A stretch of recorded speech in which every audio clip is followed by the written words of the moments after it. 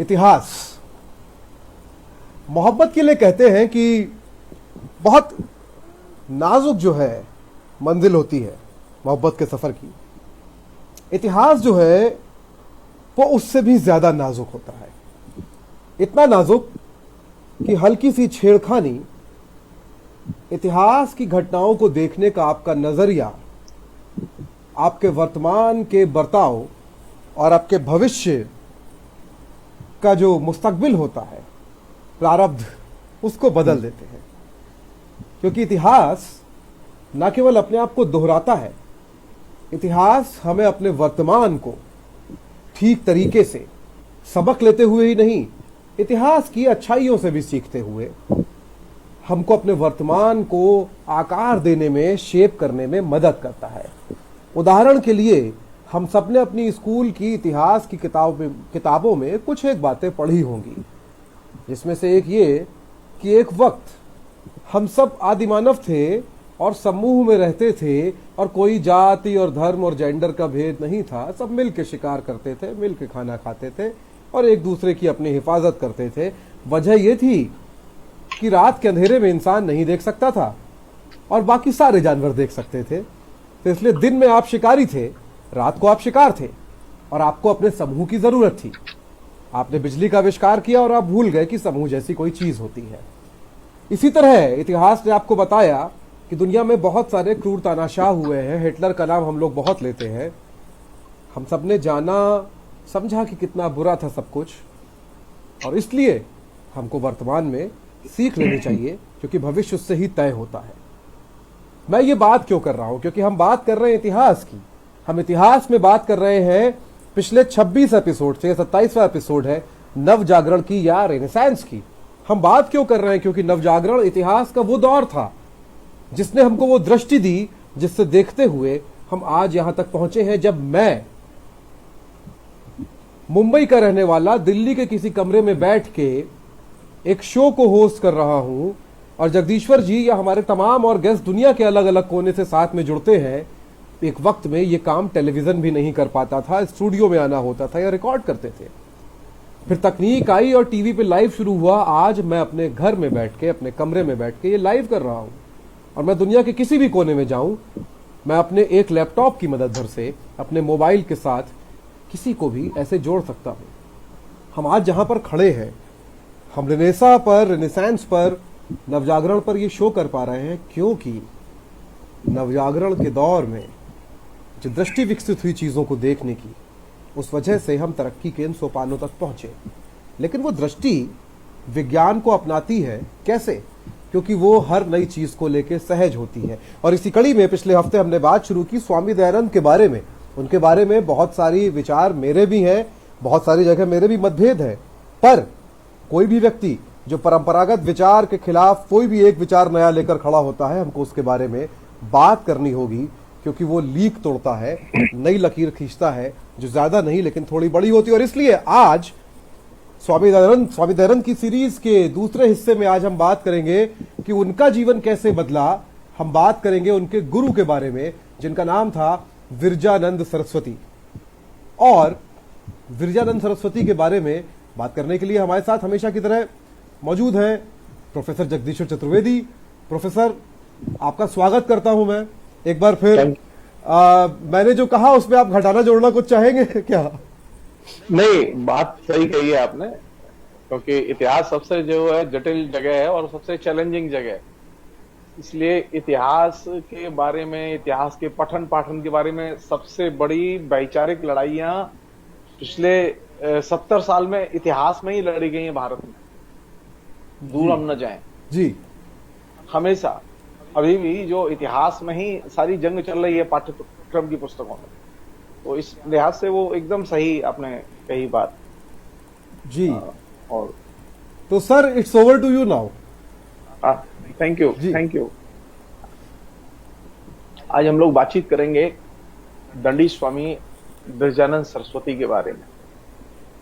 दिलचस्प है ये कि जब हम बंगाल में थे नवजागरण में, तो हमारे सामने राजा राममोहन राय थे, ईश्वरचंद्र विद्यासागर थे। महाराष्ट्र में थे तो ज्योतिबा फुले थे, अंबेडकर थे, जब हिंदी भाषी क्षेत्र में आए तो हमारे सामने एक अलग पैराडाइम, एक अलग किस्म की चीज। मैंने पिछली बार शुरुआत की थी यहीं से कि कैसे दयानंद सरस्वती का मथुरा से कनेक्शन है, और मैं फिर मथुरा लौट रहा हूं।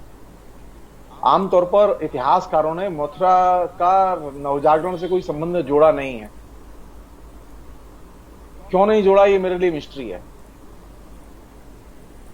क्योंकि मथुरा के लोगों की और खासतौर पर संतों की जो भूमिका है वो बहुत महत्वपूर्ण भूमिका है 1857 के संग्राम के संदर्भ में, जनता को आंदोलित करने के संदर्भ में। मैंने जैसा कि पिछली बातचीत में कहा भी था कि दयानंद सरस्वती जब 1860 में मथुरा आते हैं तो उसके पहले के 3 वर्ष वे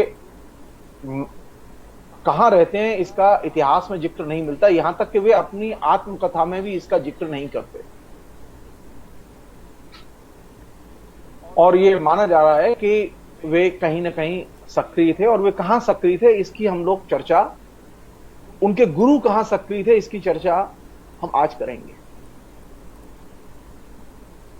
मैं बहुत ही विनम्रता से कहना चाहता हूं कि ये एक ऐसा पक्ष है जिस पर कि कम से कम बात हुई है इतिहासकारों ने, कि दयानंद सरस्वती की 1857 में जो भूमिका है उसका कायदे से डिटेल्स में मूल्यांकन किया जाना चाहिए।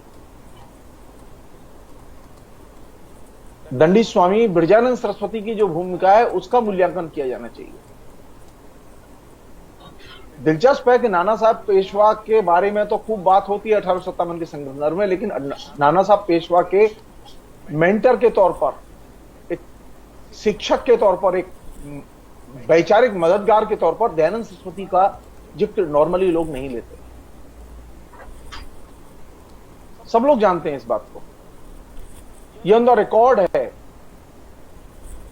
कि 1857 की पराजय के बाद नाना साहब पेशवा बहुत गहरे डिप्रेशन में थे, और इतना गहरा डिप्रेशन था कि वे आत्महत्या तक की सोच रहे थे। और उनको आत्महत्या के इस आत्मघाती विचार से बचाने में सबसे महत्वपूर्ण भूमिका अदा की दयानंद सरस्वती ने। उसके पहले 1857 की तैयारी में दयानंद सरस्वती इस पूरे इलाके में एक्टिव थे और नर्मदा के किनारे एक्टिव थे, जिसका कि जिक्र मैंने पिछली बार किया। बनारस, मिर्जापुर, मथुरा, इन इलाकों में घूमने के बाद वे सीधे नर्मदा की तरफ निकल गए। अब सवाल यह है कि ये जो जब हम इतिहास पढ़ाते हैं, और खासतौर पर नवजागरण का इतिहास जब हम पढ़ाते हैं, तो नवजागरण का इतिहास पढ़ाते समय दयानंद सरस्वती के रिवाइवलिज्म की चर्चा तो करते हैं हमारे लोग,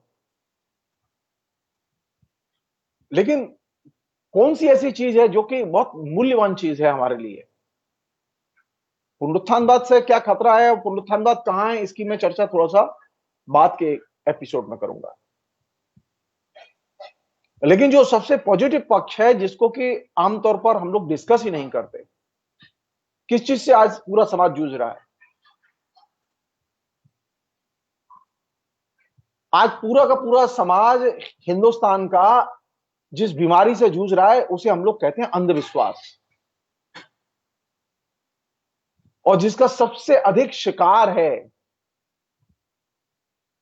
जिस ज्ञान के स्कूल ने सबसे ज्यादा हिंदुस्तान की मध्य वर्ग को, हिंदुस्तान के साधारण आदमी को, अनपढ़ को भी प्रभावित किया हुआ है, वह क्षेत्र है ज्योतिष। विज्ञान का जितना असर नहीं है जितना ज्योतिष का असर है। साइंटिफिक टेम्पर का या वैज्ञानिक चेतना का उतना असर नहीं है जितना कि अंधविश्वासों का असर है। सो दयानंद सरस्वती इस इलाके में काम करते समय, पहले ऐसे सन्यासी हैं, उनके गुरु ने भी यह काम किया, उनके गुरु के गुरु ने भी यह काम किया, यानी ब्रजानंद सरस्वती ने भी यह काम किया, उनके गुरु पूर्णानंद ने भी यह काम किया। तो मेरे लिए इस क्षेत्र में नवजागरण के प्रसंग में सबसे मूल्यवान चीज है कि अंधविश्वासों के खिलाफ और रूढ़ियों के खिलाफ, अंधविश्वासों के पक्ष में कौन लोग थे इन इलाकों में? इन इलाकों में अंधविश्वास के पक्ष में वे लोग थे जो सनातन हिंदू धर्म को मानते थे, जिन्हें हम सनातनी हिंदू कहते हैं। ये वे लोग थे जिनके यहां हर चीज शास्त्र के अनुसार होती थी और एक परंपरा से बनी हुई थी। ये वे लोग थे जो वंशगत वर्णाश्रम व्यवस्था को मानते थे।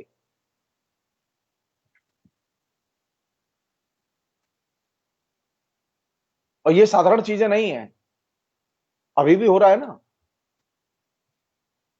किस चीज से परेशान है हाथरस में लोग? जाति से परेशान है, रेप की चर्चा से परेशान नहीं है, रेप पर बात नहीं कर रहे हैं।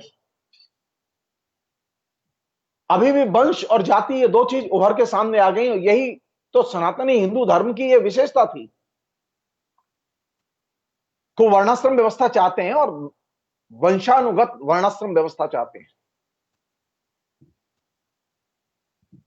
स्वामी ब्रजानंद सरस्वती और उनके गुरु पूर्णानंद सरस्वती का सबसे बड़ा योगदान ये था कि वे ये जो पुराने तरीके की जो सनातनी हिंदुओं में प्रचलित जो वर्णाश्रम व्यवस्था थी, उसको वो एकदम स्वीकार नहीं करते थे।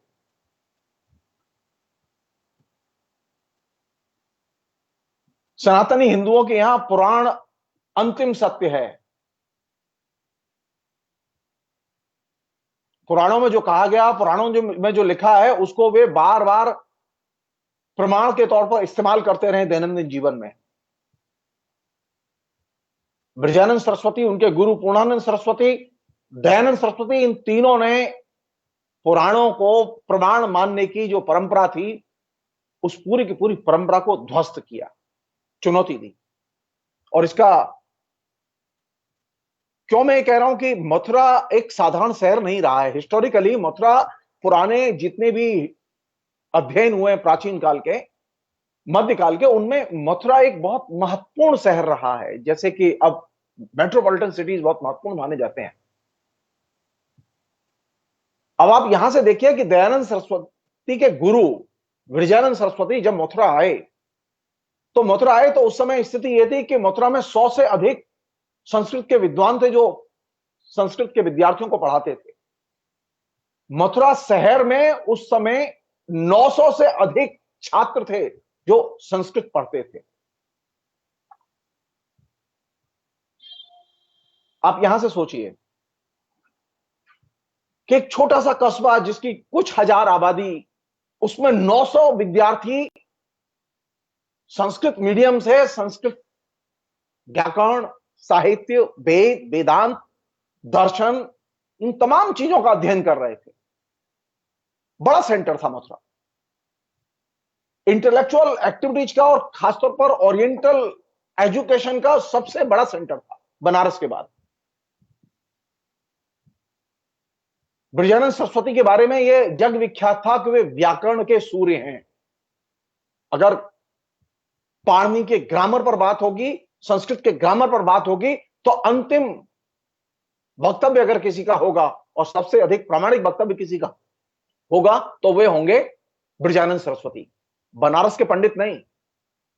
बनारस के पंडितों का नाम था,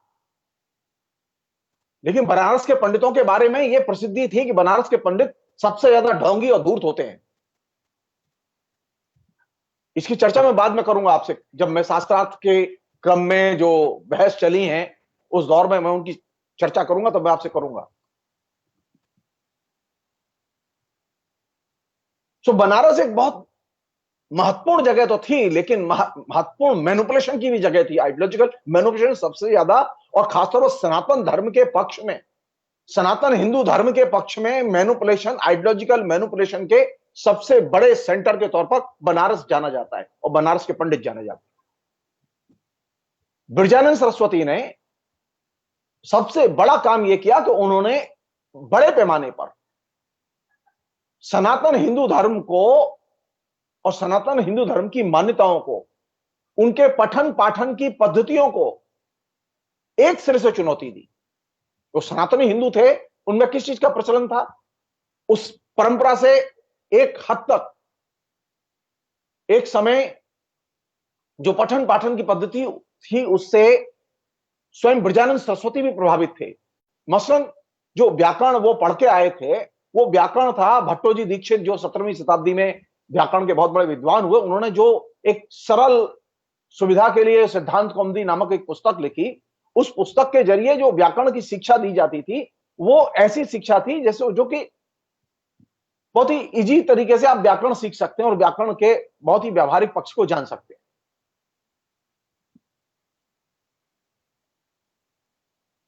लेकिन एक दिन एक दुर्घटना घटी, और दुर्घटना क्या थी?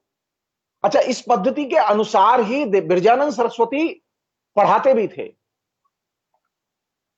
लेकिन एक दिन दुर्घटना घटी मथुरा में। जब वो जहां रहते थे, उनके घर के पास ही एक दक्षिण भारतीय संस्कृत का विद्वान रहता था, और वो सुबह अष्टाध्यायी, जो पाणिनि का बहुत प्रमुख ग्रंथ है, अष्टाध्यायी का बिल्कुल सस्वर पाठ किया करता था। उसे ऐसे ही दीवारों को सुनाया करता था, और यह चीज इतनी विलक्षण लगी। और इसके बाद में उन्होंने उस दक्षिण भारतीय सन्यासी से मुलाकात की, और पता चला कि अष्टाध्यायी बहुत महत्वपूर्ण किताब है, और सिद्धांत कौमुदी उतनी महत्वपूर्ण किताब नहीं है, बल्कि वह कुछ मामले में एक तरह से की बुक जैसे होती हैं, गैस पेपर टाइप, वैसी किताब है। और इस घटना ने बिरजानंद सरस्वती को ये जो सरल सुबोध सुगम्य जो ग्रामर पठन पाठन की या टीचिंग की जो पद्धति संस्कृत में 17वीं शताब्दी में भट्टोजी दीक्षित ने विकसित की थी, इस सरल सुगम पठन पाठन की पद्धति के प्रति एक नफरत पैदा कर, और ये नफरत पैदा करने का काम किसने किया? उस दक्षिण भारतीय विद्वान ने, जो मथुरा में रहता था और जो अष्टाध्यायी का रोज पाठ करता था।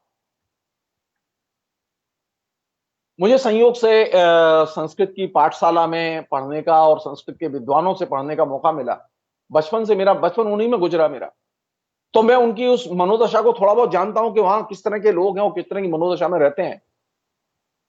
अभी भी जो लोग सिद्धांत कौमुदी को पढ़ाते हैं, उनमें सनातन धर्म का असर ज्यादा है, और जो अष्टाध्यायी को पढ़ाते हैं, उनमें सनातन धर्म का असर कम है। उसका कारण यह है कि पाणिनि ने जब ग्रामर लिखा, तो पाणिनि का ग्रामर जो है वो पूरी की पूरी समाज के साथ में मिक्स होकर, समाज का अध्ययन करके उन्होंने ग्रामर और ग्रामर के अंदर जो तमाम किस्म के नाम, उनकी सूची, वह सब जनता के बीच में जाके तैयार की। जनता को देखकर उन्होंने भाषा और भाषा का जो ग्रामर है वो तैयार किया, व्याकरण तैयार किया। हम ये भी कह सकते हैं कि भट्टोजी दीक्षित का जो सिद्धांत कौमुदी थी वो समाज निरपेक्ष थी, और पाणिनि की जो अष्टाध्यायी वो समाज सापेक्ष दृष्टिकोण को व्यक्त करती थी। और ये वह बहुत बड़ा डिपार्चर था, शिक्षा के लिहाज से ये बहुत बड़ा डिपार्चर है। मैं बहुत ही विनम्रता से कहना चाहता हूं कि ईश्वरचंद्र विद्यासागर ने और दूसरे लोगों ने जो संस्कृत के पठन पाठन की बंगाल में पद्धति प्रचलित की, उस प्रचलित पद्धति पर भट्टोजी दीक्षित के दृष्टिकोण का गहरा असर था। सरल सुबोध सुगम्य संस्कृत बाया बंगला मीडियम। इसके विपरीत बिरजानंद सरस्वती के यहां पाणिनि की अष्टाध्यायी और अष्टाध्यायी की एकदम नई व्याख्या, और एक ऐसी व्याख्या जो कि बनारस में भी एक्सेप्टेबल हो। व्याकरण संबंधी जो उस जमाने में विवाद जितने भी पैदा हुए, उन अधिकतर विवादों में बिरजानंद सरस्वती की राय बहुत महत्वपूर्ण मानी जाती थी। तो पहले मैं दो चीजें आपके सामने रखना चाहता हूं, वो ये कि एक तो ये कि बिरजानंद सरस्वती का जो पूरा जो जीवन का क्रम है, उसको एक बहुत ही संक्षेप में मैं रखना चाहता हूं। वो ये कि इनका जन्म जो है वो 1778 के अंत में हुआ, और इन्होंने 1791 में अपना घर छोड़ दिया।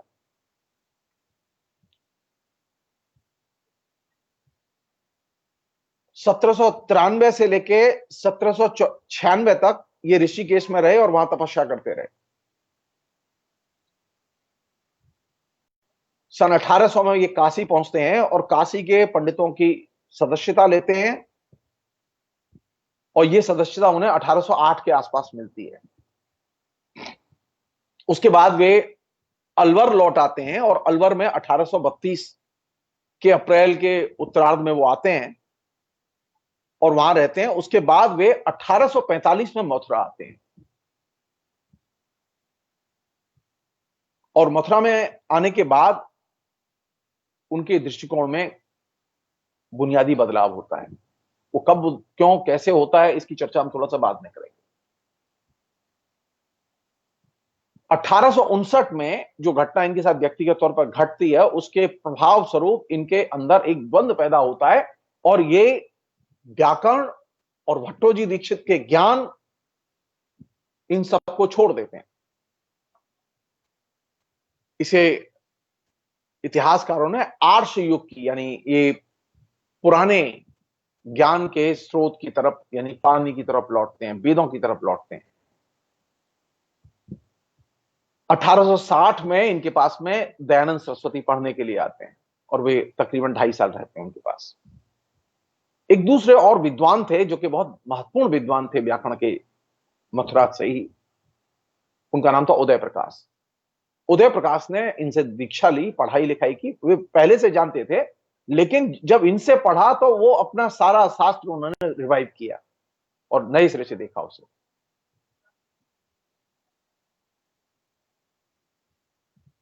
18/9/1868 को बिरजानंद सरस्वती की मृत्यु होती है। संक्षेप में ये जीवन है। लोगों का मानना यह है कि बिरजानंद सरस्वती की बचपन में चेचक के कारण आंखें चली गई थी और उन्हें दिखाई नहीं देता था। तकरीबन उनकी 5-6 साल के करीब एज रही होगी जब यह दुर्घटना उनके साथ घटी और उनकी आंखें चली गई। तो और 12 साल की उम्र में उनके माता पिता दोनों की डेथ हो गई। और ये एक ऐसी स्थिति थी जिसमें कि वे अपने भाई के पास रहते थे और भाई से उनकी बनती नहीं थी और अंत में वो बचपन में ही घर छोड़ के निकल गए। अब आप यहां से देखिए कि एक लड़का जो पंजाब के नूर महल इलाके में पैदा हुआ और 5-6 साल की उम्र में ही वह अपनी बुद्धि और विद्या दोनों के बारे में बहुत ही लोगों को आकर्षित करता था और चमत्कृत करता था। वो जो भी सुनते थे वो उन्हें याद हो जाता था। 8 साल में उनका जनेऊ हुआ और उनको ये माना जाता था कि, जो कि लिखा मिलता है कि उन्हें अमरकोश कंठस्थ था। पहले बचपन में ये अमरकोश, मैंने भी एक जमाने में रटा है बचपन में। हमारे यहाँ बचपन में अमरकोश और तर्क संग्रह, ये 2 चीजें बड़े शौक से बचपन में पढ़ाई जाती थी। और शुरू में वेदों की ऋचाओं के पाठ, ऋग्वेद के, सामवेद के, से मैं सामवेदी ब्राह्मण हूं, तो सामवेद का पाठ और सामवेद का पढ़ना मेरे लिए एक अनिवार्य सा था। तो बचपन में ये संस्कृत ट्रेडिशन ये रहा है कि वेदों का पाठ और अमरकोश का पाठ ये एक हर बच्चे को सिखाया जाता था। जैसे आजकल बच्चे वो टिन देखते हैं और तमाम किस्म के कार्टून सीरियल्स देखते हैं, पहले बच्चे कार्टून सीरियल नहीं देखते थे, अमरकोश याद करते थे। पहले के बच्चे तर्क संग्रह याद करते थे। पहले के जो बच्चे थे वो कैसे बच्चे थे, वो ऋग्वेद की ऋचाएं याद करते थे और एक एक ऋचा जो है वो 15 बार 20 बार दोहराते थे और वो याद हो जाती थी और वो ऑन द स्पॉट याद होती थी। गुरुजी पढ़ाते थे इस तरह से कि वे उसे साथ साथ याद भी करा देते थे। इसलिए घर में पाठ पढ़ने की कोई दोबारा संभावना ही नहीं होती थी, यानी आपको किसी ट्यूशन की या घर पर रीडिंग की जरूरत नहीं पड़ती।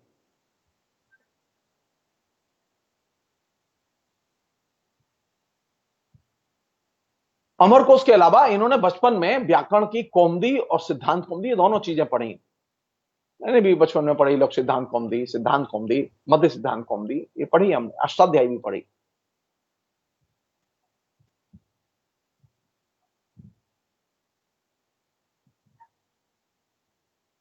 इनकी एक सबसे बड़ी ब्यूटी ये थी कि कहने के लिए सन्यासी थे, लेकिन कभी भीख नहीं मांगते थे।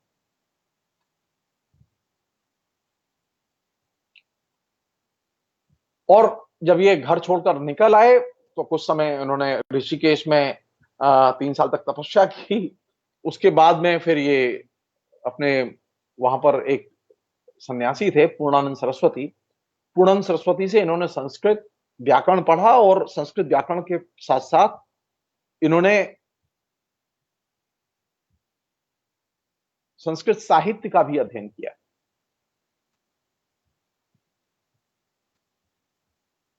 अब जब जितना पूर्णानंद सरस्वती जानते थे वो तो उन्होंने पढ़ा दिया, लेकिन इनकी मुश्किल ये थी कि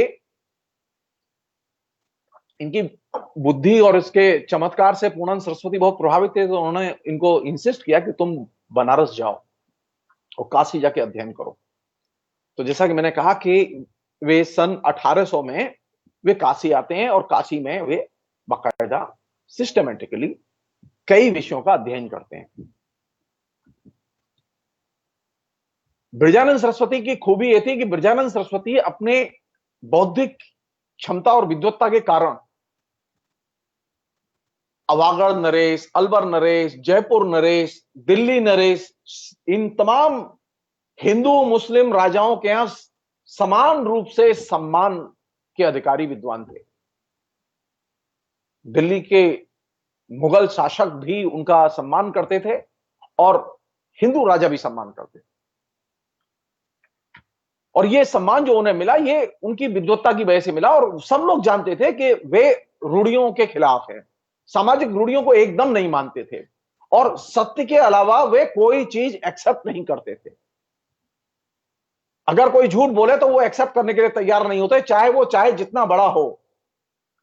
और जो सबसे मूल्यवान चीज थी उनके दृष्टिकोण की, जो कि संस्कृत में उन दिनों रेयर थी लेकिन हिंदी भाषी क्षेत्र में ये थी,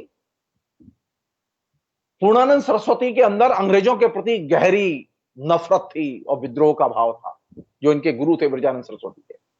ब्रजानंद सरस्वती के अंदर अंग्रेजों के प्रति विद्रोह का भाव था और यही विद्रोह का भाव दयानंद सरस्वती के अंदर भी था। अब आप सोचिए कि एक ऐसा पंडित, एक ऐसा विद्वान, एक संस्कृत का ऐसा पारंगत विद्वान जो कि घनघोर ब्रिटिश विरोधी भी हो,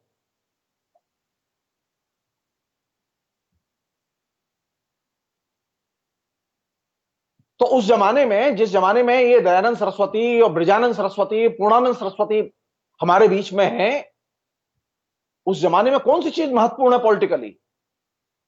अब आप सोचिए कि नवजागरण के जो लोग थे, चाहे वो ज्योतिबा फुले हो, चाहे वो राजा राम मोहन राय हो, चाहे वो ईश्वरचंद विद्यासागर हो, इन सबके यहां अंग्रेजों के प्रति एक खास तरह का आकर्षण था और मोह था। लेकिन पूर्णानंद सरस्वती, ब्रजानंद सरस्वती और दयानंद सरस्वती के यहां अंग्रेजों के प्रति गहरी नफरत भरी हुई थी। यहां बताना बहुत जरूरी है, ये 1857 के संग्राम की तैयारी में इन तीनों सन्यासियों की बहुत बड़ी भूमिका थी इस इलाके में जनता को गोलबंद करने में। आप कल्पना कीजिए 1857 के संग्राम पर बंगाल के इंटेलेक्चुअल्स ने कैसे रिएक्ट किया था। अधिकतर बंगाल के बुद्धिजीवियों ने 1857 के समय ब्रिटिश हुकूमत की तरफदारी की थी। ये बहुत बड़ा फर्क है कि इस दौर के जो सन्यासी हैं वे सन्यासी मुखर ब्रिटिश साम्राज्यवाद विरोधी सन्यासी हैं।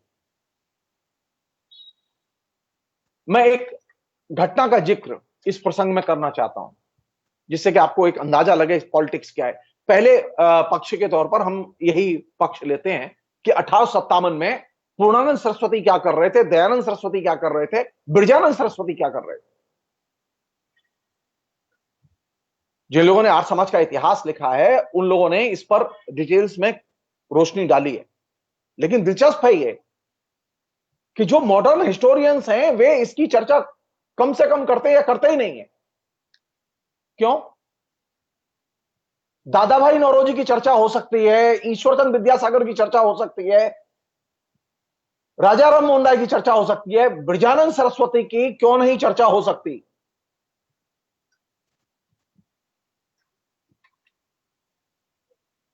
1857 के संग्राम में जनता को गोलबंद करने में जिन 3 सन्यासियों ने सबसे महत्वपूर्ण भूमिका इस इलाके में अदा की, उनमें 3 के नाम है पूर्णानंद सरस्वती, बिरजानंद सरस्वती और दयानंद सरस्वती। लेकिन आपने क्या किया कि इनको कैटेगराइज कर दिया कि ये तो पुनरुत्थानवाद के नायक हैं। मैं बहुत विनम्रता से इस दृष्टिकोण से अपने को अलग करके आपके सामने कुछ तथ्य रखना चाहता हूं, जिससे कि आप समझें इस बात को। वो ये कि मसलन पूर्णानंद सरस्वती वाला प्रसंग ही पहले लेते हैं कि पूर्णानंद सरस्वती जो थे, जो कि उनके बारे में उनकी क्या धारणा थी और वो क्या सोचते थे अंग्रेजों के बारे में। मसलन एक सभा हरिद्वार में हुई 1855 में, और 1855 में जो सभा हुई उसमें बहादुर शाह के पुत्र फिरोज शाह, रंगू बापू, अजीमुल्ला आदि कई नेताओं के साथ लगभग 1,500 लोग उपस्थित थे। दूसरी सभा उसी साल अक्टूबर में गढ़गंगा के मेले के अवसर पर मेले से कुछ दूर आयोजित की गई थी। इस सभा में 2,500 लोग उपस्थित थे। स्वामी पूर्णानंद इसके प्रधान थे और साईं फखरुद्दीन उप प्रधान थे। स्वामी पूर्णानंद ने जो भाषण दिया उसका सारांश मौलवी जहीर अहमद ने लिखा है। क्या बोले थे स्वामी पूर्णानंद? बिरजानंद सरस्वती के गुरु, जिन्होंने बिरजानंद सरस्वती को ग्रामर सिखाया, पूर्णानंद सरस्वती ने दयानंद सरस्वती को प्रेरित किया कि तुम्हें अगर आगे व्याकरण पढ़ना है तो इनिशियल व्याकरण तो मैंने तुम्हें पढ़ा दिया है, अगर आगे अब तुम्हें पढ़ना है तो तुम मथुरा जाओ और बिरजानंद सरस्वती से मिलो, और उनसे बढ़िया कोई पंडित नहीं है। वही पूर्णानंद सरस्वती, उनका 1857 के पहले जो तैयारियां चल रही हैं उसमें एक जगह भाषण है। वो भाषण क्या है? वो कहते हैं, मुल्क को फिरंगी के भरोसे मत छोड़ो, वे बेदीन हैं, इनका कोई कौल फैल नहीं है, ये राजा नहीं बल्कि तिजारती लुटेरे और जरपरस्त हैं। ये हमारे मुल्क की तमाम मखलूक के, हर इंसान की जिंदगी के दुश्मन हैं और ये तुम्हारा खून और गोश्त खा जाएंगे। इनसे बचो, ये तुम्हारी नस्लों को नेस्त नाबूद कर देंगे और मुल्क में खुद आबाद होकर रहेंगे। इन्हें अपने मुल्क से निकालो। अब आप सोचिए, अनकोट। अब आप यहां से सोचिए कि पूर्णानंद सरस्वती कितने कठोर शब्दों में ब्रिटिश इंपीरियलिज्म को रेखांकित करते हैं। यह वह दौर है जिस समय के बंगाल के और महाराष्ट्र के नवजागरण के जो पुरोधा थे वह ब्रिटिश शासन की प्रशंसा में कसीदे पढ़ रहे थे। पूर्णानंद सरस्वती की धारणा एकदम अलग थी।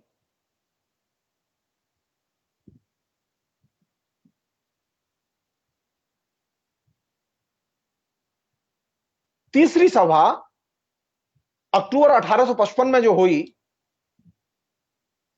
उसका विवरण जो मिलता है वो उसके अनुसार इसमेमें भी स्वामी पूर्णानंद, इस सभा को स्वामी पूर्णानंद ने आयोजित किया था, इस तीसरी सभा को। इसमें 565 साधु उपस्थित थे, जिनमें 195 मुसलमान साधु थे।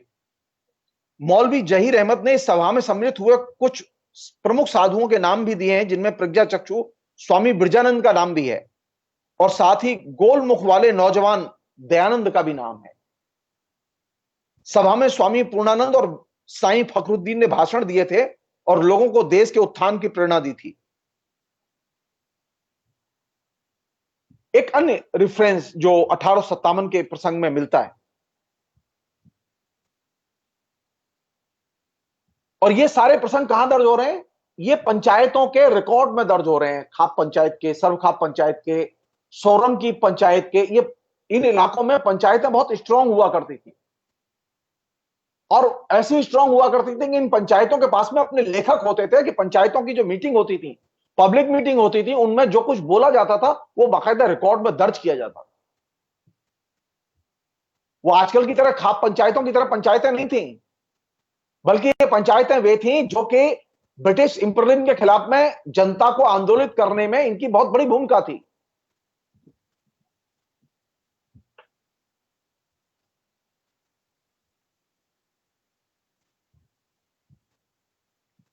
अब हम ब्रजानंद सरस्वती के बारे में, और ब्रजानंद सरस्वती ने जो 1857 में किया उसके संदर्भ में दो एक चीजें बहुत ही आपके सामने शेयर करना चाहता हूं मैं, जो कि बहुत ही इंपॉर्टेंट चीजें हैं। सामान्य तौर पर हमारे यहां ब्रजानंद सरस्वती की बात होती है दयानंद सरस्वती के गुरु के तौर पर, इस रूप में बात नहीं होती कि वे 1857 की लड़ाई में उन्होंने एक सक्रिय भूमिका थी। इस रूप में उनकी बात नहीं होती। हम लोग बात करते हैं उनकी किस रूप में, उनकी भूमिका तो थी लेकिन गुरु जी के तौर पर, आंदोलनकारी के तौर पर नहीं। एक विवरण है जो कि सर्वखाप पंचायत की डिटेल्स से, ब्यौरे से ही लिया है मैं उस ब्यौरे को हूबहू आपके सामने शेयर करना चाहता हूं, क्योंकि ये अब रिकॉर्ड की चीजें हैं और ये रिकॉर्ड सामने आना चाहिए, इस पर बात होनी चाहिए। इस रिकॉर्ड का इस्तेमाल आर्य समाज के इतिहास लेखन में भी किया गया है और दूसरी जगह भी किया गया है। सन 1856 में मथुरा में एक पंचायत हुई। उस पंचायत में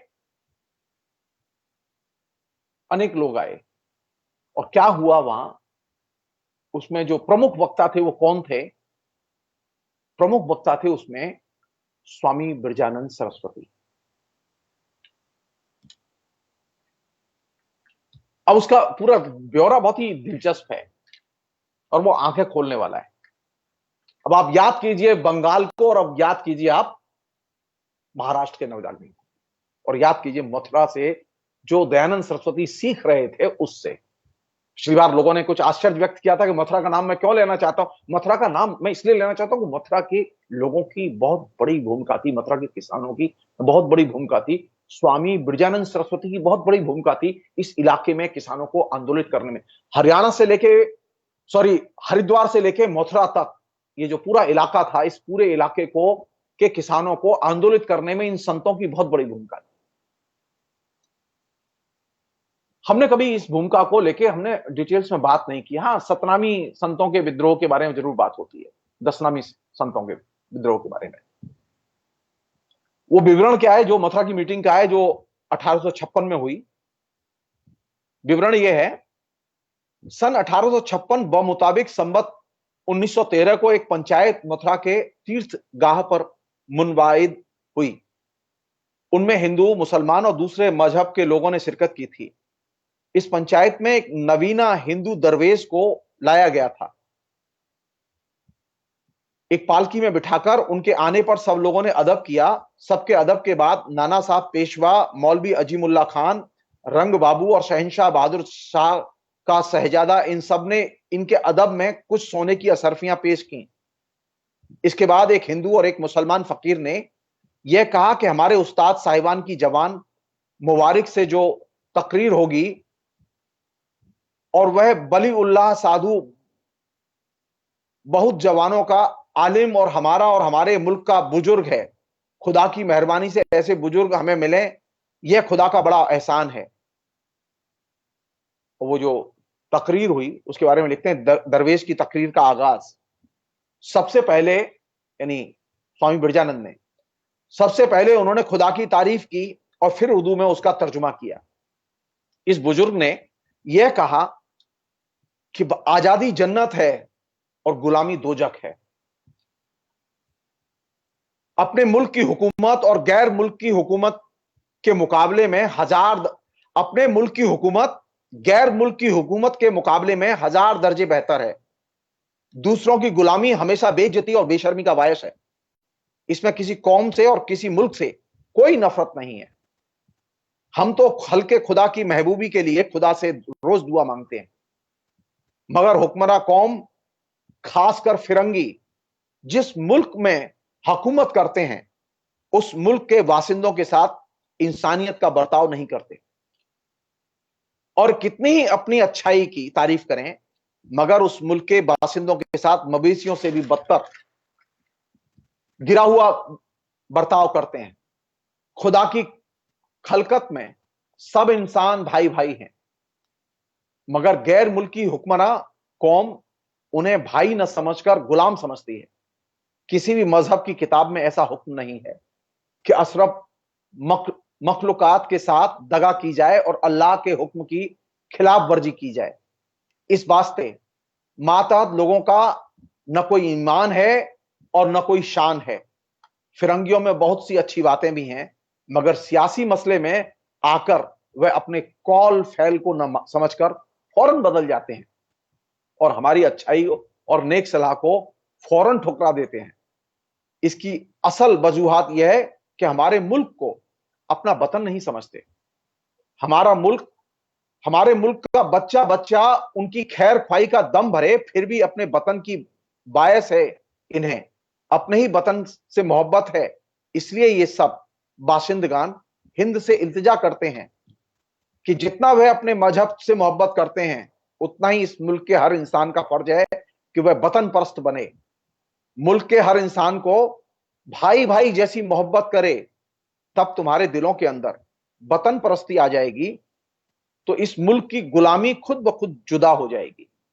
हिंद के रहने वाले सब आपस में हिंदी भाई हैं और बहादुर शाह हमारा शहंशाह है।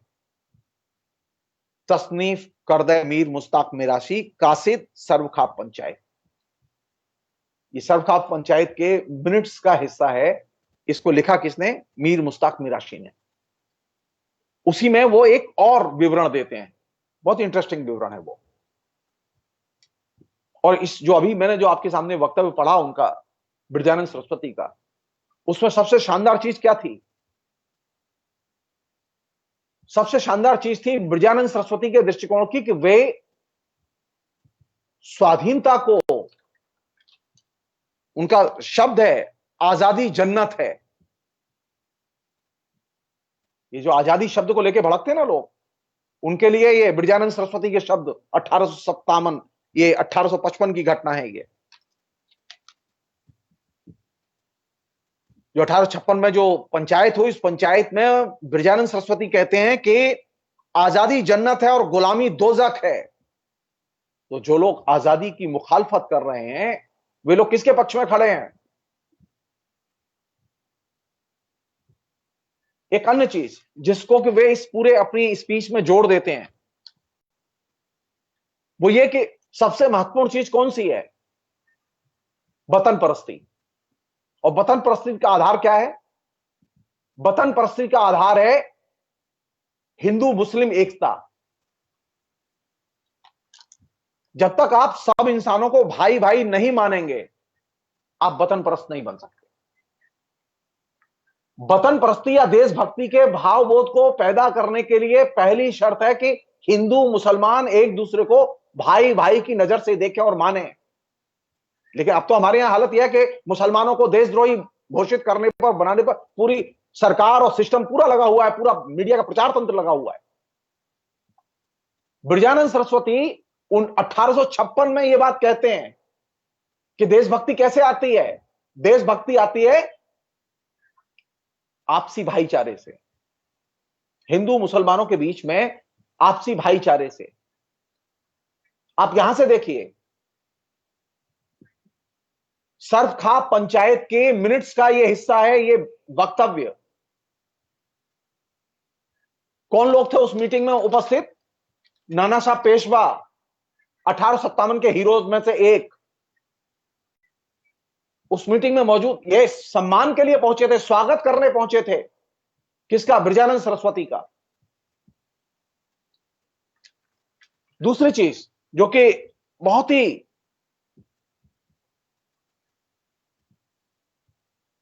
ये जो कहा ना उन्होंने, हर इंसान का फर्ज है कि वह वतन परस्त बने और मुल्क के हर इंसान को भाई भाई जैसी मोहब्बत करे। तो मुझे तो लगता है कि ये ब्रजानंद सरस्वती आज भी ज्यादा रिलेवेंट है। नवजागरण की जो विरासत है, उसका एक बहुत बड़ा हिस्सा है नवजागरण की विरासत का कि हम एक दूसरे को प्यार की नजर से और भाई की नजर से देखें, एक दूसरे को भाई माने, तभी हम एक दूसरे के मन में, एक दूसरे के जीवन में, एक दूसरे के आचरण में देशभक्ति पैदा कर सकते हैं। देशभक्ति कोई फिल्मी गाने से पैदा नहीं होती। देशभक्ति प्रधानमंत्री के प्रति आस्था व्यक्त करने से पैदा नहीं होती। देशभक्ति संविधान के प्रति भी आस्था व्यक्त करने से पैदा नहीं होती। देशभक्ति पैदा होती है, देशभक्ति का आधार है हिंदू मुसलमान दोनों के बीच में भाईचारा हो, मित्रता हो। ब्रजानंद सरस्वती, जो दयानंद सरस्वती के गुरु थे, वह यह काम 1856 में करते हैं। और यही वह चीज है जो कि इस पूरे इलाके में हिंदू मुस्लिम एकता की जो है बुनियादी जमीन तैयार करती है। यही वह इलाका है जहां सबसे ज्यादा मुस्लिम विद्वेष की जमीन नए हिंदुत्ववादी तैयार कर रहे हैं। तो नवजागरण की इस विरासत को रिवाइव करना और इसे देखना तो बहुत जरूरी है। हमने कभी सोचा ही नहीं कि पूर्णानंद सरस्वती, ब्रजानंद सरस्वती और दयानंद सरस्वती तीनों एक काम कर रहे हैं। वो क्या कि अगर वतन परस्ती पैदा करनी है तो लोगों में, हिंदू मुस्लिम दोनों के बीच में एकता पैदा करनी बेहद जरूरी है। समाज में जो लोग रहते हैं उनके बीच में भाईचारे का होना पहली शर्त है। यहां हालत यह है कि लोग ऐसी राष्ट्रभक्ति और ऐसा राष्ट्रवाद पैदा करना चाहते हैं जो कि एक दूसरे के बीच में विद्वेष पैदा करे। ब्रजानंद सरस्वती ने जिस वतन परस्ती की कल्पना की थी, उस वतन परस्ती का आधार मुस्लिम विद्वेष नहीं है। और यही वह जगह है जहां से कि हिंदी नवजागरण के उस बुनियादी पहलू को खोलने की जरूरत है। एक अन्य चीज, और बहुत ही इंटरेस्टिंग चीज है ये, वो ये कि उसमें एक और पंचायत मीटिंग का विवरण है। वो विवरण मैं आपके सामने रख रहा हूं, जिसे आप थोड़ा सा अच्छे ढंग से समझें।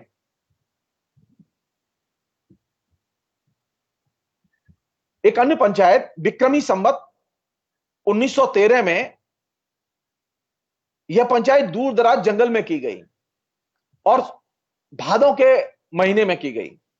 यह पंचायत 4 रोज तक मतवातर होती रही। पहले दिन आने वाले सब मेहमानों की एक दूसरे से मुलाकात कराई गई थी।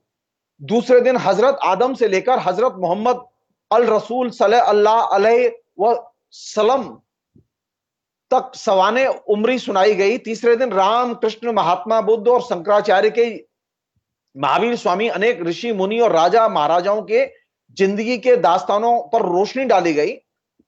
और चौथे दिन नवीना सन्यासी, वही ब्रजानंद सरस्वती, महात्मा ब्रजानंद और मुसलमान साईं मियां ममदन शाह ने शुरू में ब्रजानंद की तकरीर से पहले शुरुआत की और उनका खैर मकदम किया, स्वागत किया। आज के दिन की तकरीर में खास खास लोगों की ही जमायत थी, यानी 4th डे, और कोई खुफिया आदमी इसमें नहीं था। नवीना महात्मा की तकरीर बहुत ही पुरजोर थी और हर मजहबी इल्म से ताल्लुक रखती थी। 1.5 घंटे तक तकरीर होती रही। मैंने इनकी तकरीर के खास खास अल्फाज तहरीर किए हैं, बाकी उन्होंने हर पहलुओं पर रोशनी डाली थी। जब महात्मा ब्रजानंद को पालकी में बिठाकर लाया गया, उस वक्त हिंदू मुसलमान फकीरों ने इनकी खुशी में शंख, घड़ियाल, नागफणी, नक्कारा, तुरही और नरसिंगे बजाए थे। खुदा परस्ती और वतन परस्ती के गीत गाए थे। यह नवीना साधु हर इल्म के समझने की ताकत रखता था और खुदा का जलवे जलाल इनकी जुबान से जाहिर होता था। मैंने भी अपनी रूह के तकाजे के मुताबिक 5 फूल उसके सामने पेश किए और उनकी कदम बोश की। खुदा से दुआ मांगी कि खुदा ऐसी नेक रूहों को खलकत की भलाई के लिए हमेशा पैदा करे। ये मीर मुश्ताक मिराशी, जो जिसने ये डिटेल्स लिखे, ये वो दूसरी मीटिंग का ये विवरण देते हैं। ये मैं क्यों कह रहा हूं, ये ब्रजानंद सरस्वती साधारण व्यक्ति नहीं थे। ब्रजानंद सरस्वती जहां एक तरफ व्याकरण पढ़ाते थे और व्याकरण के पंडित थे और शानदार पंडित थे। इतने शानदार पंडित थे कि जब ये मथुरा आए तो मथुरा आने के समय हालत यह थी कि इनको विद्यार्थी नहीं मिले। 6 महीने तक कोई विद्यार्थी इनके पास नहीं आया, क्योंकि इनके बारे में तरह तरह की सनातनी हिंदुओं ने कहानियां गढ़ गढ़ के प्रचारित की, झूठी झूठी कहानियां प्रचारित की। और असल बात क्या थी? असल बात यह थी कि ये रूढ़ियों को पसंद नहीं करते, तो इनका एकदम नया नजरिया था चीजों को देखने का। थे संस्कृत के विद्वान, थे ग्रामर के टीचर, लेकिन नजरिया था एकदम अलग। और इसमें सबसे इंटरेस्टिंग चीज क्या थी कि ये जब ग्रामर पढ़ाते थे तो खाली ग्रामर नहीं पढ़ाते थे, वे देश के बारे में बात करते थे, वे संस्कृति के बारे में बात करते थे, वो देश में जो व्याप्त असमानता है और रूढ़ियां उनके बारे में भी विद्यार्थियों को बात करते थे। और यही वह जगह थी जहां से कि इनके विद्यार्थियों को एक नया नजरिया मिलता था। और इस अर्थ में वे ट्रेडिशनल जो संस्कृत के टीचर थे ग्रामर के, उनसे अलग थे। तो इनकी क्लास करना अपने आप में देश को और समाज को जानना और रूढ़ियों के खिलाफ में विद्यार्थियों का दिल दिमाग तैयार करना इनका लक्ष्य था। सैकड़ों विद्यार्थी इन्होंने रिवेल संस्कृत में तैयार किए। और यह बहुत ही दिलचस्प है ये कि इस पूरे इलाके में जो बगावत हुई, उस बगावत में संस्कृत के विद्यार्थियों और शिक्षकों की अच्छी खासी संख्या इन्वॉल्व थी। हमने कभी सोचा ही नहीं इस बात पर। हमने सोचा ही नहीं कि ये जो ट्रेडिशनल किस्म के संस्कृत कॉलेज से पढ़ने वाले विद्यार्थी हैं, ये रिवेल भी हो सकते हैं। ध्यान कब गया? ध्यान तब गया जब भगत सिंह, चंद्रशेखर, तमाम किस्म के रेवोल्यूशनरीज डीएवी कॉलेज के पाठशालाओं से निकलकर आए, जहां पे यज्ञ होते थे। मॉडर्न एजुकेशन नहीं थी, सेक्युलर एजुकेशन नहीं थी, धार्मिक शिक्षा थी, वेदों को पढ़ाने की शिक्षा थी। लेकिन सबसे ज्यादा रेवोल्यूशनरी पैदा किसने किए? डीएवी कॉलेज ने। उस डीएवी कॉलेज ने जिसका प्रिंसिपल आर्य समाज का मुखर नेता था।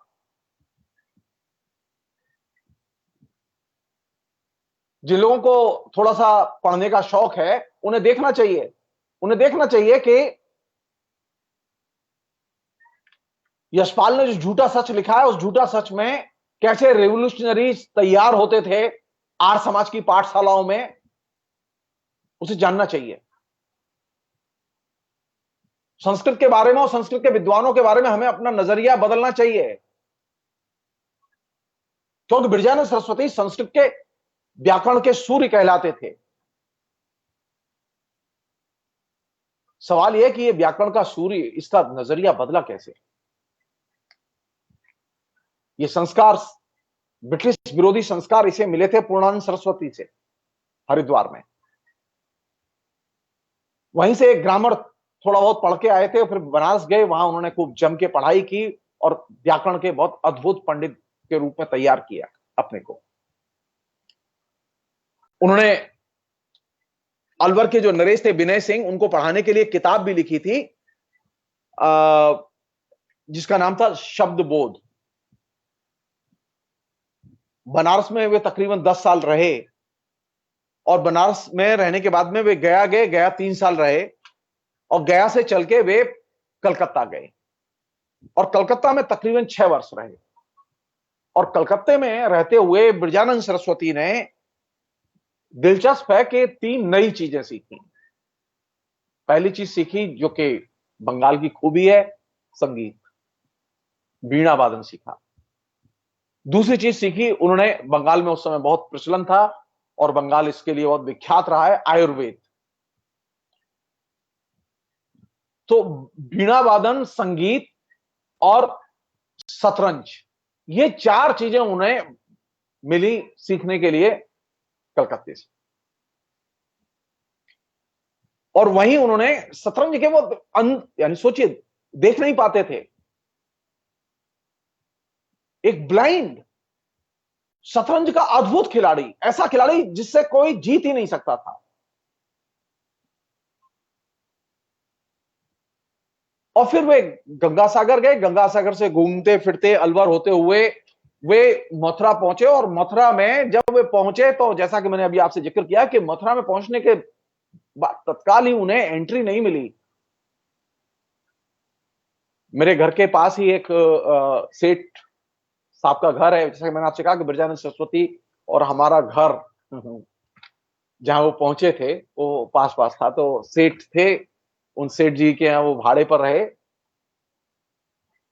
और जो सबसे इंटरेस्टिंग चीज थी जिसने कि मथुरा में हलचल पैदा की, वो ये कि वे पुराणों का और भागवत महापुराण का बहुत जबरदस्त खंडन करते थे।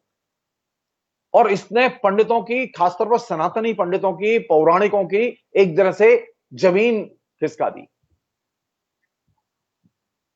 क्योंकि वे पुराण और ये जो भागवत महापुराण जो अभी कथाएं होती रहती है, श्रीमद् भागवत महापुराण की,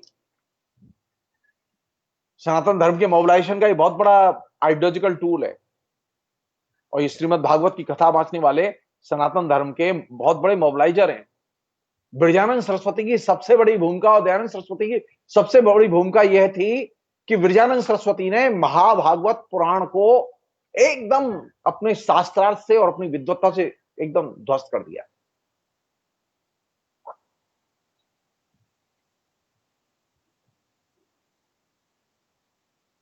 और वे जो चीजें जो कि उनके कंटेम्प्रेरी लोगों ने लिखी थी, जैसा कि मैंने कहा भट्टोजी दीक्षित जो कि 17वीं शताब्दी में जिन्होंने के सिद्धांत कौमुदी लिखी थी, भट्टोजी दीक्षित के द्वारा रचित जो ग्रामर था, व्याकरण था, उसको वो अष्टाध्यायी पढ़ने के बाद में उन्होंने छोड़ दिया। और भट्टोजी दीक्षित के प्रति उनके अंदर बहुत गहरी नफरत पैदा हो गई। और कितनी नफरत थी आप इसलिए समझ लीजिए कि कोई भी विद्यार्थी जब पढ़ने आता था उनसे, तो विद्यार्थी को जब वो व्याकरण अष्टाध्यायी पढ़ाते थे, तो अष्टाध्यायी पढ़ाते समय प्रत्येक विद्यार्थी से कहते थे कि भट्टोजी दीक्षित को जूते मार। उनकी बाकायदा किताब रख के उसकी पिटाई कराते थे। अगर कोई पिटाई न करे तो वो एक्सेप्ट नहीं करते थे। अब इसमें एक नए फिनोमिना का भी जन्म हुआ है, जिसको कि हम लोग कहते हैं एक फेनेटिक किस्म का भाव। लेकिन वो भट्टोजी दीक्षित चूंकि गलत ग्रामर पढ़ाया, गलत ग्रामर लिखा गया, और वो प्रचलन में था और पंडितों में प्रचलन में था, इसकी उन्होंने जम के चर्चा की है और उसका प्रचार किया और एक्सपोज किया।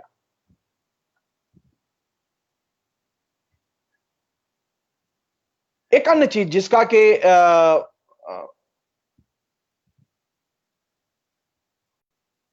वो ये कि ये जो उनके जो शिष्य थे, जो कि वोकल शिष्य थे, जो कि ज्यादा डायनेमिक लोग थे, उनमें चतुर्वेदियों की संख्या सबसे ज्यादा थी। ये बहुत ही इंटरेस्टिंग है। और जिस गली में मेरा घर है, दशावतार गली में, उसी गली में नयन सुख जड़िया नाम के एक व्यक्ति थे जो रहते थे, जो कि गृहस्थाश्रम आश्रम में भी वो एम्प्लॉई थे। बेसिकली वो अशिक्षित थे, लेकिन बुद्धि के बड़े प्रखर थे।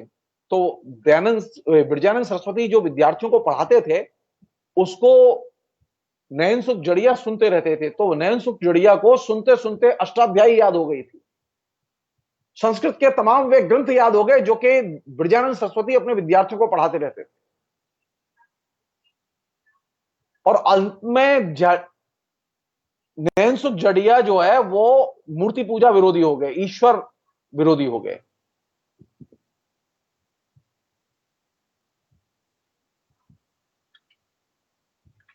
एक छोटी सी घटना है जिसका आगे जिक्र करना समीचीन होगा। वो ये कि ये जो लाला केदारनाथ खत्री के मकान में वे भाड़े पे रहते थे,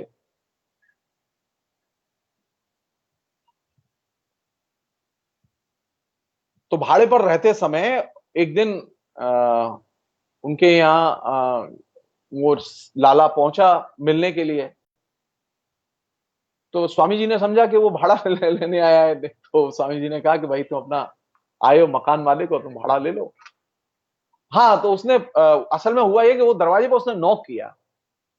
तो स्वामी जी ने अंदर से पूछा कौन है, तो उसने कहा मकान मालिक। तो स्वामी जी ने कहा नहीं, मकान मालिक तुम नहीं हो, मकान मालिक तो मैं हूं। बोले क्यों? बोले कि मैं मकान का भाड़ा देता हूं, इसलिए मकान मालिक मैं हूं, मकान मालिक तुम नहीं हो। अगर मैं इसका भाड़ा नहीं देता तो तुम मकान मालिक होते। और इस पर बहुत ही मधुर वाद विवाद होता है। स्वामी जी कहते हैं कि तुम आए हो तो तुम अपना भाड़ा ले जाओ। तो वो कहता है मैं भाड़ा लेने नहीं आया महाराज, मैं वैसे ही आपसे मिलने आया। तो बोले नहीं, तुम्हें भाड़ा लेना ही पड़ेगा। सो अल्टीमेटली वो जबरदस्ती उसे भाड़ा देते हैं।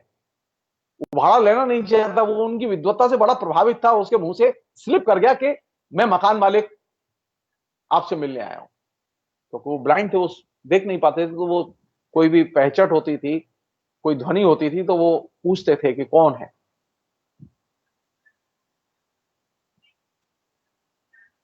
बाद में ये जो केदारनाथ खत्री जो लाला थे, ये बहुत ही दुखी रहे इस बात से। तो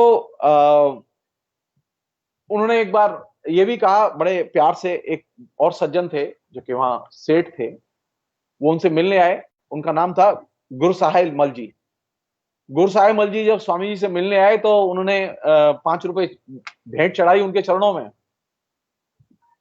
और कहा कि महाराज आपके जितने विद्यार्थी हो बता दीजिए मुझे, मैं उनके खाने के इंतजाम कर दूंगा।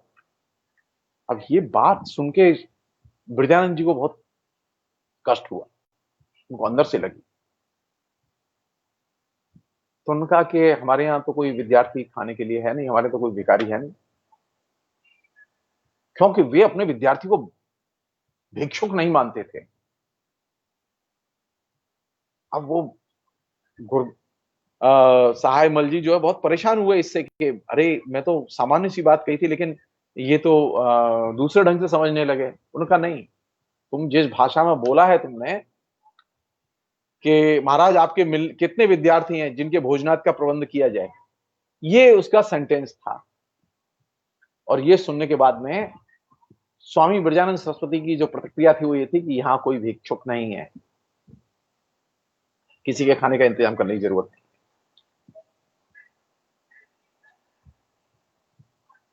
जबकि उस सेठ की स्थिति ये थी कि वो प्रत्येक संस्कृत के पढ़ने वाले विद्यार्थियों को बड़ी श्रद्धा के साथ में कपड़े भी देता था, खाना भी खिलाता था, उनको पूजा भी करता था, दक्षिणा भी देता था। लेकिन उससे भाषा में चूक हो गई और इससे स्वामी जी नाराज हुए। उन्होंने कहा कि तुम यहां से चले जाओ, क्योंकि तुम्हारे यहां खड़े रहने से पढ़ाने में बाधा पड़ रही है। और सेठ जी चले गए। कहने का मतलब है कि ब्रजानंद सरस्वती स्वभाव से बहुत ही स्वाभिमानी थे, वो साधारण व्यक्ति नहीं थे। उनकी स्थिति ये थी कि वे जब इस पूरे प्रसंग में जो सबसे इंटरेस्टिंग है कि ये जो भट्टोजी दीक्षित वाला जो ग्रंथ वो पढ़ाते थे और वो छूट गया उनसे, उसके पैरेलल एक और घटना घटी जो और भी ज्यादा दिलचस्प थी। वो ये कि मथुरा में एक सेठ है मनीराम, उनके 3 बेटे थे, लक्ष्मीचंद, राधाकृष्ण और गोविंददास। इनमें बड़े जो थे लक्ष्मीचंद वो जैन रहे और बाकी 2 वैष्णव बन गए। और सेठ राधाकृष्ण ने सन 1833 में रंगाचार्य से वैष्णव संप्रदाय की दीक्षा ली। और रंगाचार्य ये मद्रास के कांची मंडल के जो गुरु संप्रदाय है उसके सदस्य थे। और वे उत्तर भारत में आके गोवर्धन में रहते थे। और गोवर्धन में श्रीनिवास आचार्य जो थे वो उनके रसोइया थे।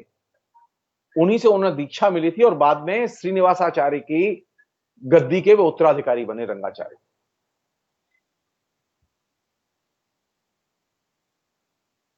ये रंगाचार्य श्रीनिवास आचार्य की मृत्यु के बाद में जब उसके उत्तराधिकारी बने और उनके लिए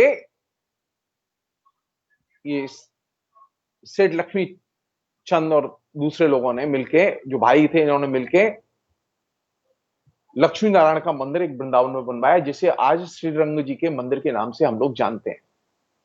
वो श्रीरंग जी का मंदिर इसलिए क्योंकि रंगाचार्य को वो मंदिर बनवा के समर्पण किया गया। तो ये सेठ गोविंददास और राधा कृष्ण ने वृंदावन में लक्ष्मी नारायण का जो मंदिर बनवा के रंगाचार्य को भेंट किया और उसमें बाकायदा सोने का खंबा बनवाया, उस समय उस मंदिर पर लागत आई थी 30 लाख से ऊपर, 30 लाख रुपए से ऊपर खर्च हुए थे उसमें। इस मंदिर का शिलान्यास सन 1844 में हुआ और 1859 में यह मंदिर बनकर तैयार हुआ। स्वामी ब्रजानंद सरस्वती का रंगाचार्य के साथ में शास्त्रार्थ हुआ, और उस शास्त्रार्थ के समय दयानंद सरस्वती भी इनके साथ थे। और संयोग की बात है कि रंगाचार्य उस शास्त्रार्थ में हार गए। उस समय रंगाचार्य के अलावा 2 और लोग थे जो कि मथुरा में रहते थे। उसमें क्रिश्चियन शास्त्री थे, और क्रिश्चियन शास्त्री का बहुत असर था लोगों में। और असर इस सेंस में था कि मथुरा में यमुना जी के किनारे विश्राम घाट पर आज भी सुबह शाम आरती होती है यमुना जी की। तो एक दिन एक आरती के समय विवाद हुआ, और विवाद होते समय ये एक सामान्य सी घटना घटी कि बहुत तेज विवाद हुआ और पक्ष विपक्ष में लोग बंट गए। एक तरफ ब्रजानंद सरस्वती के अनुयायी थे और दूसरी तरफ क्रिश्चियन शास्त्री के अनुयायी थे, और एक किसी पदबंध को लेकर। वो पदबंध क्या था? पदबंध ये था कि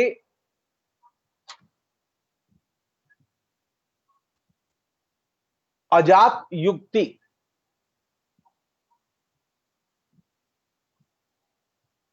इसमें कौन सा समास है।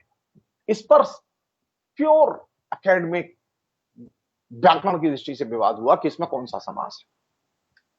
और ये समास के चलते हुआ ये कि दोनों के जो चेले थे, ब्रजानंद के चेले और कृष्ण शास्त्री के चेले, इन दोनों के चेलों में जो विवाद हुआ, इस विवाद अल्टीमेटली इन दोनों गुरुओं के पास पहुंचा। तो ब्रजानंद सरस्वती ने अपने 2 शिष्यों को समझा के भेजा कि भाई इसमें षष्ठी समास है, और ये जाके तुम कृष्ण शास्त्री को और उनके शिष्यों को बता दो। तो ब्रजानंद सरस्वती के जो चेले थे उन्होंने जाके बता दिया, लेकिन कृष्ण शास्त्री के शिष्य ये मानने के लिए तैयार नहीं थे, क्योंकि कृष्ण शास्त्री ने कहा नहीं, षष्ठी नहीं, सप्तमी समास है।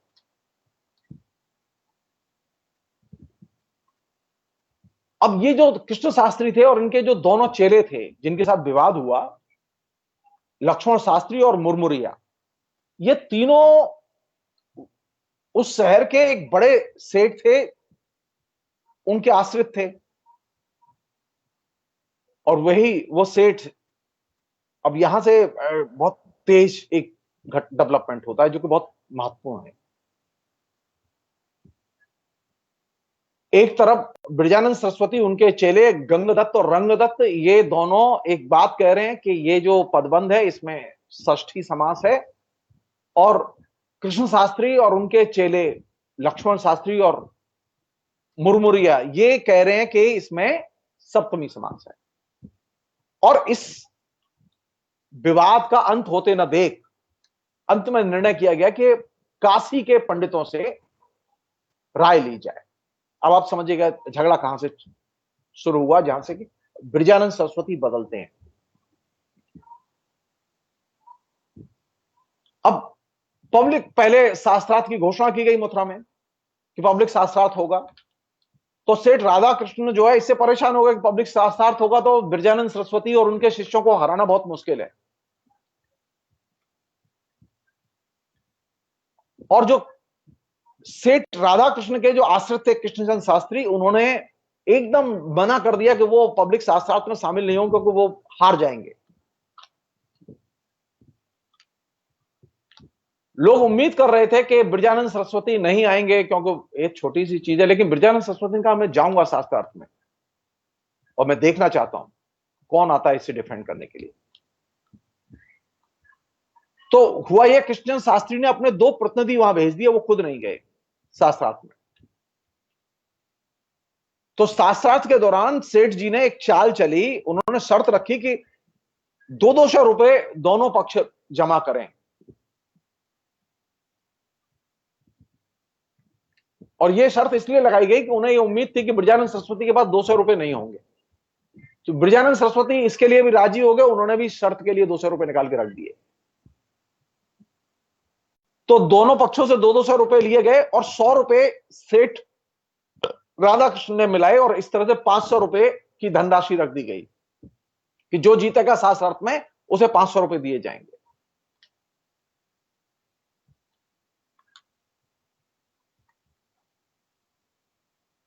उसके बाद में एक प्रतिज्ञा पत्र तैयार किया गया, उस प्रतिज्ञा पत्र पर साइन कराए गए। उसमें स्वामी जी के भी हस्ताक्षर हुए और कृष्ण शास्त्री के भी हस्ताक्षर हुए।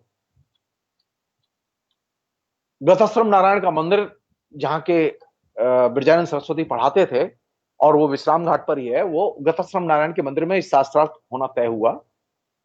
और शास्त्रार्थ के समय कृष्णचंद्र शास्त्री नहीं आए, कृष्ण शास्त्री नहीं आए और बहुत भीड़ इकट्ठी हो गई। तो सेठ जी ने कहा कि शास्त्री जी जब तक नहीं आते हैं तो आप लोग शास्त्रार्थ शुरू कीजिए। जो शास्त्री जी के जो चेले थे उनको ब्रजानंद सरस्वती के साथ में भिड़ा दिया गया। तो शास्त्रार्थ शुरू हुआ, कुछ देर में ही सेठ जी के पक्षधर पंडितों ने ऊंचे स्वर में श्लोक पाठ करके जबरदस्ती कृष्णचंद्र शास्त्री को विजयी घोषित कर दिया। और कृष्ण शास्त्री को जब विजयी घोषित कर दिया और घंटा बजा दिया, शास्त्रार्थ किंतु शुरू ही हुआ था लेकिन उसके थोड़ी देर बाद ही विजयी घोषित कर दिया और ब्रजानंद सरस्वती को पराजित घोषित कर दिया गया। और जो 500 रुपए रखे गए थे वो 500 रुपए विजेता को न देके सेठ ने चालाकी देखी कि वहां जो लोग थे मौजूद वे 500 रुपए आम जनता में बांट दिए गए। और वहां आम जनता में जो लोग थे उनमें ज्यादातर चौबे थे, तो चौबों में वो रुपए बट गए और जय हो जय हो जय हो करके और वो जीत गए शास्त्री जी, जीत गए शास्त्री जी कह के वो सब लोग चले गए।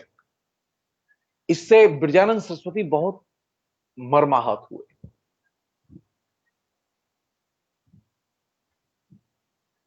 इस घटना के पहले तक ब्रजानंद सरस्वती भट्टोजी दीक्षित की किताब के पंडित थे और भट्टोजी दीक्षित का सम्मान करते थे। उनकी व्याकरण के पढ़ाने वालों में बड़ी गहरी आस्था थी। अब हुआ यह कि वे एक तरफ सेठ की अनीति पर दुखी थे और दूसरी तरफ ये जो भीड़ ने जो जय हो करके शास्त्री जी को जिता दिया और ब्रजानंद सरस्वती को हरा दिया। तो दूसरे दिन ब्रजानंद सरस्वती कलेक्टर के पास गए। कलेक्टर से जाके कहा कि मेरे साथ तो कल अन्याय हो गया ये। कलेक्टर ने कहा कि हम तो इसमें कुछ कर नहीं सकते, हम हस्तक्षेप नहीं करेंगे इस मामले में। उन्होंने कलेक्टर से यह भी कहा कि सारा शहर जानता है कृष्णचंद्र शास्त्री ने डर के ये जबरदस्ती भीड़ के जरिए अपने पक्ष में फैसला कराया है। कलेक्टर ने हस्तक्षेप करने से मना कर दिया। अंत में इस विवाद का निर्णय कराने के लिए काशी के पंडितों से राय मांगी गई। और जब राय मांगी गई कि काशी के पंडितों का जो निर्णय होगा मानेंगे, तो ब्रजानंद सरस्वती को उम्मीद थी कि काशी के पंडित न्याय करेंगे। लेकिन हुआ यह कि ब्रजानंद सरस्वती के जिन्होंने अनुभव लिखे हैं, संस्मरण लिखे हैं, उन लोगों ने लिखा है, खासतौर पर जो उदय प्रकाश जो उनका शिष्य था जिसने की जीवनी लिखी थी जो कि अप्रकाशित रही, उसी से बहुत सारी चीजें ब्रजानंद सरस्वती की जीवनी के बारे में हम लोगों तक पहुंची। तो काशी के पंडितों को खरीदने के लिए उस जमाने में सेठ राधा कृष्ण ने 3 लाख रुपए खर्च किए। अब आप समझिए काशी के पंडित कितने करप्ट थे उस जमाने में। काशी के पंडितों ने, अच्छा ये वही काशी के पंडित हैं जिन्होंने एक जमाने में विधवा विवाह के पक्ष में लिखित राय दी थी और बाद में पैसा खा के विधवा विवाह के पक्ष में जिन लोगों ने राय दी थी उन सब लोगों ने विधवा विवाह के विपक्ष में राय दी, जिसका जिक्र ईश्वर चंद्र विद्यासागर ने अपने विमर्श में किया है, अपने लेखन में किया है। तो काशी के पंडित उस जमाने में ही करप्ट थे। 18वीं शताब्दी 19वीं शताब्दी में भी करप्ट थे।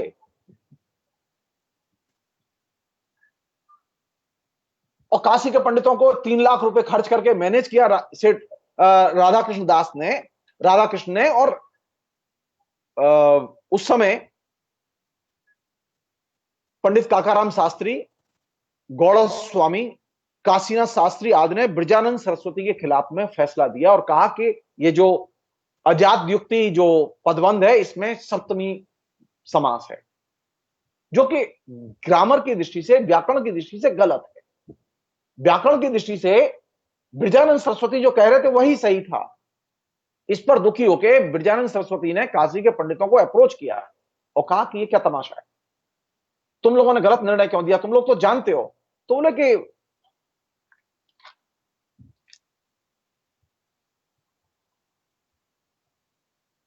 तुम तो जानते हो कि हमें पैसे दिए गए और हमें पैसा मिला है तो हमने लिख दिया। अगर तुम चाहते हो कि तुम्हारे पक्ष में लिख दें तो हम तुम्हारे पक्ष में भी लिख देंगे, लेकिन हर पंडित को तुम्हें 100-100 रुपए देने होंगे।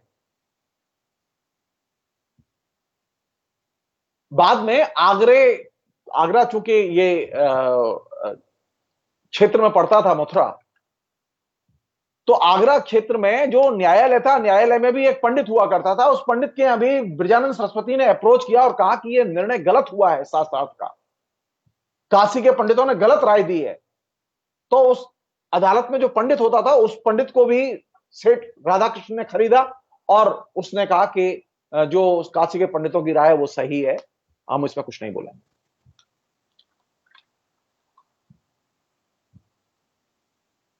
यही वह जगह थी जहां से कि ग्रामर और ग्रामर के शिक्षक, भट्टोजी दीक्षित का ग्रामर और भट्टोजी दीक्षित के ग्रामर को पढ़ाने वालों के खिलाफ एक सिरे से ब्रजानंद सरस्वती के अंदर नफरत और विद्रोह की भावना पैदा हुई। और इस विद्रोह की भावना ने उन्हें पानी की तरफ लौटने के लिए मजबूर किया।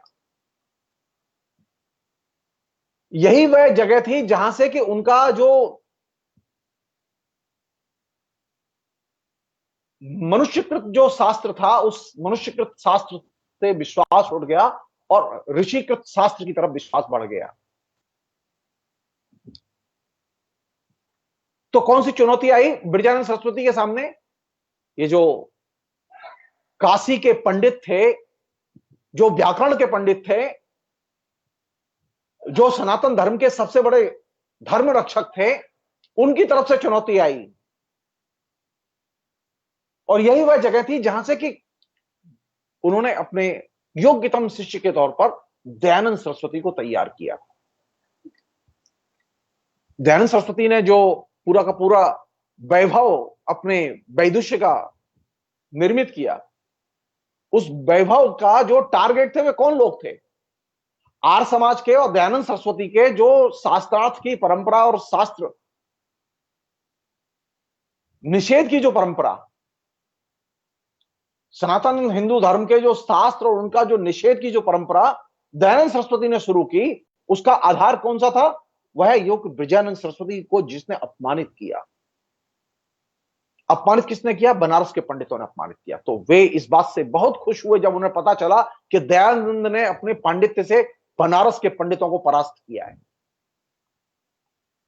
जितनी बार उन्हें यह संदेश मिलता था कि फलां जगह दयानंद ने पंडितों को कुंभ के मेले में, हरिद्वार के कुंभ के मेले में परास्त किया, वो हमेशा खुश होते थे। सब लोग जानते हैं कि दयानंद सरस्वती ने बड़े पैमाने पर हिंदू धर्म के और खासतौर पर सनातन हिंदू धर्म के जो विचार थे उनको गहरी चुनौती दी। वो कौन से विचार थे? जैसा कि मैंने शुरू में आपसे जिक्र किया, उसमें पहला विचार था जिसको उन्होंने चुनौती दी, वह था ज्योतिष। तो जन्मपत्री क्या है? दयानंद सरस्वती ने बड़ा सुंदर नाम दिया है उसका, उसे कहते हैं शोक पत्र। अब आप सोचिए, पूरा समाज जिस चीज में डूबा हुआ है वो क्या चीज है? शोक पत्र। दयानंद सरस्वती ने जन्मपत्री और जन्मपत्री के आधार पर लोगों के गुण मिलाने, विवाह करने, मुहूर्त निकालने, इन सब का बहुत तीखा विरोध किया और शास्त्र के जरिए विरोध किया। दूसरी चीज जिसका कि उन्होंने निषेध किया, जो कि बहुत पॉपुलर बना, वो क्या था? वो था मूर्ति पूजा। और मूर्ति पूजा किन लोगों में थी? मूर्ति पूजा सनातनियों में थी, सबसे ज्यादा सनातनियों में थी। और ये विरासत उन्हें कहां से मिली? पूर्णानंद सरस्वती और ब्रजानंद सरस्वती से। पूर्णानंद सरस्वती और ब्रजानंद सरस्वती दोनों मूर्ति पूजा को नहीं मानते थे, और यह चीज दयानंद सरस्वती ने एक आंदोलन के तौर पर क्रिएट की। और सबसे बड़ी चीज जो क्रिएट की, जो कि बहुत ही शानदार चीज है, वो क्या? कि वेद पढ़ने के अधिकारी सब हैं। सनातनी हिंदू मानते थे कि स्त्रियों को वेद पढ़ने का अधिकार नहीं है। सनातनी हिंदू ये मानते थे कि शूद्रों को वेद पढ़ने का अधिकार नहीं है। लेकिन दयानंद सरस्वती ये मानते थे कि स्त्रियों को भी वेद पढ़ने का अधिकार है, और दलितों को भी वेद पढ़ने का अधिकार है, शूद्रों को भी वेद पढ़ने का अधिकार है। सभी जो मनुष्य जाति में जिन्होंने जन्म लिया है, वे सभी समान रूप से वेद पढ़ने के अधिकारी हैं, और ये कहीं और नहीं, ये वेदों में लिखा है। और ये वह जगह थी जहां से कि सनातन धर्म को सबसे कठिन चुनौती का सामना करना पड़ा। सनातन धर्म के लोग ये मानते थे कि स्त्री को पढ़ना नहीं चाहिए, और स्त्री अगर पढ़े, स्त्री को कोई पढ़ाए। सब लोग जानते हैं कि मनु ये मानते थे कि स्त्री को पढ़ाना नहीं चाहिए। दयानंद सरस्वती किसके पक्ष में थे? स्त्री को पढ़ाया जाना चाहिए, स्त्री की शिक्षा बहुत जरूरी है। दयानंद सरस्वती इसके भी पक्ष में थे कि विधवा का विवाह होना चाहिए। वे सारी चीजें जो कि नवजागरण में थी, उनमें से अधिकतर चीजों को दयानंद सरस्वती आत्मसात करते हैं, लेकिन नए फ्लेवर के साथ। वो नया फ्लेवर क्या है? वो ब्रिटिश साम्राज्यवाद का विरोध करते हैं, वो अंधविश्वास का तीखा विरोध करते हैं, वो किसी भी किस्म के धर्म की उस व्याख्या को नहीं मानते जो व्याख्या सत्य को अस्वीकार करे। वे किसी भी किस्म की मूर्ति पूजा को नहीं मानते, और वे वर्णाश्रम व्यवस्था के उस वंशानुगत कॉन्सेप्ट को नहीं मानते कि जिस परिवार में जन्म लिया है, जिस वंश में जन्म लिया है, उसके अनुसार व्यक्ति को देखा जाए। वे इस कॉन्सेप्ट को नहीं मानते। वो कहते वर्णाश्रम व्यवस्था तो चाहिए, लेकिन वह चाहिए कर्म और गुण के आधार पर, वर्ण के आधार पर नहीं, जाति के आधार पर नहीं। और इसने सनातन धर्म के मानने वाले विद्वानों को गंभीर चुनौती दी। तो दयानंद सरस्वती और ब्रजानंद सरस्वती का जो पहला मेजर कंट्रीब्यूशन है, वो ये कि वे जो शास्त्रबद्ध ढंग से धर्मशास्त्र की जकड़बंदी में जो जकड़ा हुआ समाज था, उस समाज को वे तोड़ने में सबसे बड़ी भूमिका अदा करते हैं। और वे इस चीज पर जोर देते हैं कि हम किसी भी रूढ़ी को नहीं मानेंगे, चाहे जो भी रूढ़ी हो। यहां तक कि वेदों के पढ़ाए जाने की भी रूढ़ियों का वे निषेध करते थे। रूढ़िबद्ध ढंग से न तो वेद पढ़ाए जाएंगे और न वेद पढ़े जाएंगे। पढ़ाने की शैली अलग होगी, पढ़ने की शैली अलग होगी। और पढ़ने की शैली कैसी होगी और पढ़ाने की शैली कैसी होगी? समाज सापेक्ष। उसमें जो सबसे इंटरेस्टिंग चीज थी ब्रजानंद सरस्वती की, जिसे आखिरी बात कह के मैं यह बात समाप्त करूंगा, वो ये कि ब्रजानंद सरस्वती पहले ऐसे बड़े विद्वान हैं जो कि टीका नहीं पढ़ाते, मूल ग्रंथ पढ़ाते हैं। तो अच्छा शिक्षक कौन सा होगा? अच्छा शिक्षक वह होगा जो टीका नहीं पढ़ाएगा। टीका मतलब ये जो गैस पेपर टाइप, भाष्य नहीं पढ़ाते थे, मूल को पढ़ाते थे। हमारे यहां एक बड़ा स्कूल रहा है, रीतिवादी स्कूल, राजाश्रित स्कूल, सनातन धर्म का स्कूल, जो कि टीकाओं के जरिए अपने तमाम किस्म के वैचारिक मैनिपुलेशन को करता रहा है। ब्रजानंद सरस्वती अपनी टीचिंग में किसी भी किस्म के इस मैनिपुलेशन को, नहीं, भाष्य के जरिए, टीका के जरिए पढ़ाने की पद्धति को वे एक्सेप्ट नहीं करते। और ये एक ऐसी चीज है जिसने कि एक नए किस्म के शिक्षक वर्ग और शिक्षण की पद्धति को जन्म दिया। और ये जो शिक्षक वर्ग और शिक्षण की पद्धति है, इसने पुरानी संस्कृत के पठन पाठन की पद्धति ही बदल दी। और जोर किस पर था? मूल की ओर लौटो, मूल ग्रंथ पढ़ो। अगर किसी को कोई पुस्तक पढ़नी है तो पहले वो मूल किताब पढ़े। मूल किताब की के जरिए बात होनी चाहिए, टीका के जरिए और भाष्य के जरिए बात नहीं होनी चाहिए। हम सब लोग जानते हैं कि भारत में छठी सातवीं शताब्दी के बाद में बड़े पैमाने पर भाष्य लिखे गए, और भाष्य लिखने की परंपरा और टीका लिखने की परंपरा इसलिए शुरू की गई कि यह मान लिया गया कि अब मौलिक चिंतन की जरूरत नहीं है, मौलिक हम नहीं सोच सकते।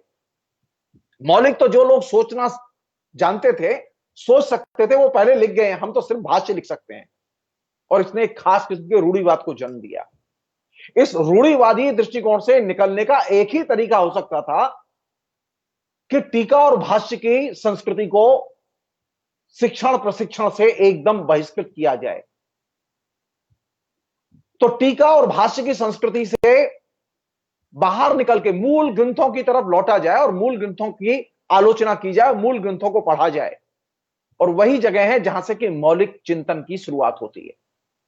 तो भाष्य और टीका को अस्वीकार करने का मतलब यह मौलिक चिंतन की ओर लौटो, मौलिक चिंतन करो। और इस आधार पर ब्रजानंद सरस्वती ने कई पुस्तकें लिखी। उनके अनेक विवरण और ब्यौरे हमें मिलते हैं उनकी किताबों के। जो उन्होंने किताबें लिखी, उन किताबों के बारे में हमें जानकारी मिलती है, और यह जानकारी अपने आप में पहली चीज क्या कहती है? पहली चीज, मूल के साथ में जो मैनिपुलेशन हुआ है व्याख्या और पुनर्व्याख्या के क्रम में, भाष्य के क्रम में, उस मैनिपुलेशन से निकलो। तो पठन पाठन की पद्धति कौन सी होगी सही? मैनिपुलेशन रहित। पठन पाठन की कौन सी पद्धति मौलिक विवेक को और मौलिक बुद्धि को जन्म दे सकती है? जब हम मूल कृति को पढ़ें। नवजागरण की ये जो महत्वपूर्ण चेतना थी कि हम मौलिकता की ओर लौटें, उस मौलिकता की ओर प्रयाण की दिशा में ब्रजानंद सरस्वती का ये भाष्य का बहिष्कार, टीका का बहिष्कार, ये जो कदम था, ये बहुत महत्वपूर्ण इंटेलेक्चुअल कदम था, जिसकी हमने कभी ऑडिटिंग नहीं की। आश्चर्य की बात है कि संस्कृत साहित्य का जिसने मूल की ओर लौटने की तरफ ध्यान खींचा, उसकी तरफ हमारा ध्यान ही नहीं गया। और हमने नवजागरण का एक ऐसा फ्रेमवर्क तैयार किया जिसमें कि नवजागरण के निर्माण में, जनता की चेतना के निर्माण में, जनता में साम्राज्यवाद विरोधी चेतना के निर्माण में ये जो ट्रेडिशनल पंडित समुदाय महत्वपूर्ण भूमिका अदा कर सकता है, इस पर कभी हमने सोचा ही नहीं। दयानंद सरस्वती, ब्रजानंद सरस्वती और पूर्णानंद सरस्वती, ये तीन जो संत हैं, ये इस मामले में हमारी मदद कर सकते हैं। अगली बार हम लोग देखेंगे कि आखिर दयानंद सरस्वती का सत्यार्थ प्रकाश किन पहलुओं पर ध्यान खींचता है। आज बस इतना ही। बहुत बहुत शुक्रिया। Thank you. बहुत शुक्रिया प्रोफेसर। तो हम लोगों ने आज जैसा कि समझा कि क्या भूमिका थी ब्रजानंद सरस्वती की, हम बात तो कर रहे, जाहिर सी बात है चले थे कि दयानंद सरस्वती के पर्सनालिटी फॉर्मेशन में, व्यक्तित्व के निर्माण में उनके गुरु की क्या भूमिका थी। लेकिन हम दरअसल कहीं और भी पहुंचे कि वो व्यक्तिगत कारण रहे हों या वो सामाजिक कारण रहे हों, जिस वजह से उन्होंने परंपरागत तरीके से पिछले लंबे समय से चली आ रही जो अंधविश्वास की परंपरा थी हिंदू समाज में, उसका इन्होंने विरोध किया। और ये बहुत दिलचस्प बात इसलिए है क्योंकि कहीं ना कहीं इसके जरिए, जैसा कि मैंने कहा, जो चला आ रहा है उसके खिलाफ, यानी कि आप भले ही कह ले धर्म कोई सनातन है, पर सनातन कुछ होता नहीं है, चीजें लगातार बदलती हैं। तो सनातन जो है वो तो वो कुदरत भी रही है, जाहिर सी बात है। धरती पहले आग का गोला थी, फिर बर्फ का गोला थी, आज कुछ और है, और हम उसको शायद फिर से कुछ और बनाने पे तुले हैं जहां मनुष्य का जीवन नहीं था। तो अब कोरोना है तो सनातन कुछ है नहीं। तो इस बात को कहीं ना कहीं जो भी चल रहा है उसका खंडन करना, जैसा कि जॉर्ज बर्नार्ड शॉ कहते हैं कि जब आप अपनी ही बनाई चीजों, अपने प्यारे स्मारकों, अपनी लिखी किताबों में आग लगा देने की स्थिति में आ सकते हैं, तभी क्रांति जो है या तभी बदलाव जो है संभव है। तो जाहिर सी बात है हमने आज की इसमें ये जाना, हमने कमियों के बारे में भी जाना, हम लोग के व्यक्तिगत ईर्ष्या, गुस्से, क्रोध, तमाम चीजों के बारे में जाना, और कमियों और खूबियों के साथ ही समाज बनता है। खूबियां समाज को कुछ दे जाती हैं, कमियां भी कुछ दे के जाती हैं, और इन सबके इन विरोधाभासों के नहीं, बीच मैं एक और चीज है, मैं जी, जिसे अंडरलाइन करना जी। चाहता हूं। टीचिंग विद पॉलिटिक्स, जी बिरजानंद सरस्वती की जो सबसे मूल्यवान चीज है, जी जिस चीज को लेके हम डिरोजियो को लेके हम बात कर रहे थे बंगाल के संदर्भ में, जी बिरजानंद सरस्वती अपने तरीके से ठीक वही काम करते हैं कि वे टीचिंग विद पॉलिटिक्स, जी ट्रेडिशनल टेक्स्ट पढ़ाते हैं, लेकिन अपने विद्यार्थी को साथ में वो पॉलिटिकल बात भी करते हैं, वो टेक्स्ट के बाहर बात करते हैं। आज स्थिति इतनी खराब हो गई, ये बहुत जरूरी है बताना। जी आज कोई शिक्षक समसामयिक राजनीति, संस्कृति, धर्म, दर्शन के बारे में टिप्पणी नहीं कर सकता क्लास में। अगर करेगा तो उसे सौ नोटिस मिल जाएगा। लेकिन बिरजानंद सरस्वती की ब्यूटी, जहां से चीजें पकड़नी चाहिए, ये जो पूरा का पूरा जो एटीट्यूड है, ये एज ए ग्रेट टीचर, सबसे बड़ा टीचर कौन है?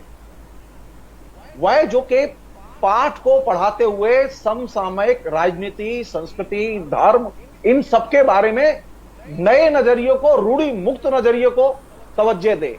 ये बहुत इंपॉर्टेंट चीज है। मतलब ये इंपॉर्टेंट चीज नहीं, क्या कंटेंट है वहां, इंपॉर्टेंट ये अप्रोच। क्योंकि आज शिक्षक से किसी से बात करो कि भाई आपकी क्या राय है, जरा किसान बिल पर बताइए, तो बोले हम नहीं बता सकते, हम तो सूरदास को पढ़ाने जा रहे हैं। नहीं, अगर सूरदास को पढ़ाने जा रहे हैं तो आपको किसान के बारे में बोलना होगा, क्योंकि सूरदास किसका कवि है? वो किसानों का सबसे बड़ा कवि है। ये चीज समझने की है। हो ये रहा है कि अब टेक्स्ट महत्वपूर्ण है खाली क्लास में, बिरजानंद टेक्स्ट से इतर जीवन महत्वपूर्ण है। ये बहुत इंपॉर्टेंट चीज है। मेरा मेरा मेरा कहना यह है। जी बिल्कुल बिल्कुल, इस बात से सहमति होनी चाहिए, क्योंकि जब भी हम ये कहते हैं कि कोई व्यक्ति ये कहता है कि वो एपॉलिटिकल है या अराजनैतिक है, तो जाहिर सी बात है जी, ये बात असल बात यही है। हाँ, असल बात यह है कि जी बिरजानंद सरस्वती पॉलिटिकल हैं, जी कॉम्युनल नहीं है, जी सेक्युलर है, एंटी इंपीरियलिस्ट है। नहीं, ये चीज समझने के, ये जो एथोस है भारतीय समाज का, हिंदू समाज का, ये बहुत इंपॉर्टेंट एथोस है। हमने क्या किया कि हिंदू संत माने रिएक्शनरी, हमने सारी चीजों को, रिएक्शनरियों को सजा के पेश कर दिया है। नहीं, ये चीजें सही ढंग से पढ़ी जानी चाहिए। जी जी, बहुत जरूरी इसमें मुझे अभी जो जी जी उसके जो शास्त्रार्थ के जो एरिया है ना, जिन्हें मैं अभी टच नहीं कर रहा हूं, जब शास्त्रार्थ के दौर में घुसूंगा तो मैं बताऊंगा कि कैसे पूरे के पूरे सनातन हिंदू धर्म को, जिसको कि आज के दौर के सारे रिएक्शनरी सबसे महत्वपूर्ण ढंग से इस्तेमाल कर रहे हैं, उसको सबसे ज्यादा चुनौती कौन देता है? वो दयानंद सरस्वती देते हैं। दयानंद सरस्वती का सबसे बड़ा कंट्रीब्यूशन तो यही है कि वो सनातन हिंदू धर्म को सीधे चुनौती देते हैं और कहते हैं कि ये सबसे बर्बर धर्म है। ये चीज समझने की है। ये जानते हो, ये बिना इसके समझ में नहीं आई, क्योंकि आप अगर सारे संत एक जैसे नहीं है। वो ऐसे संत हैं जो पॉलिटिक्स भी कर रहे हैं, वो ऐसे संत हैं जिनके पास में ज्ञान भी है, नॉलेज भी है, वो अपनी परंपरा से गहरे जुड़े हुए भी हैं। वे ऐसे लोग नहीं हैं जो कि एंटी इंपीरियलिस्ट न हो। अभी तो एंटी इंपीरियलिस्ट संत खोजना तो आपको मुश्किल पड़ जाएगा। अतीत के गौरव भी जी रहे हैं सब। हाँ, तो फ्रेंच हिस्टोरियन एक हुआ करते थे जिनका नाम था जूल्स मिशलेट। तो जूल्स मिशलेट ने बड़ी दिलचस्प बात कही थी कि what is the first part of politics, कि राजनीति का पहला हिस्सा क्या है, और education. What is the first part of education of politics? Education, the second education, and the third education.